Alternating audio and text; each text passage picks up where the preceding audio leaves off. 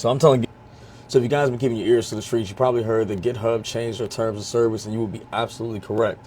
What that looks like is that by using GitHub, you are agreeing effectively that you are going to allow them to, using GitHub, you are signing off with your rights and the ability to be able to own your code bases, and they can be able to use those code bases for the express purpose of training their large language models. Effectively, they're selling information. So they're not exactly saying that it's going to all go to Microsoft's language model, or whether they're going to effectively be selling your code bases to other language models to be able to make profit. And if you don't believe me, you can actually check this page, which we're going to control F here.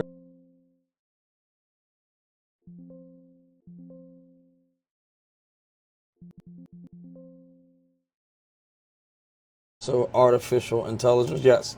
So in section 8 of their terms of service, to access reciprocity, by using automated means to access, collect, or otherwise access any publicly accessible content from the service for the purpose of developing or training any commercially available artificial intelligence model. So they say any here, which to me says that they're going to essentially say, we're training our language model and we're going to train other people's language model, or at least charge them to do so with the data that we have stored on GitHub. This is unacceptable. Like, there's no good reason why, if I've been using GitHub all these years and, you know, the express purpose was to be able to have open access for others to be able to contribute to my projects, me contribute to others' projects. These are us contributing to each other's projects, and I wouldn't say kind of a magnanimous way.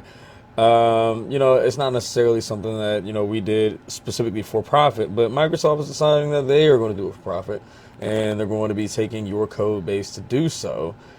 That's the reason why I'm getting off of them. So if you guys want to know what service I'm using to be able to replace GitHub, you just check the link here down in the description, or you can just click on the video that I'm going to tag above. But until then, until next time, guys, peace.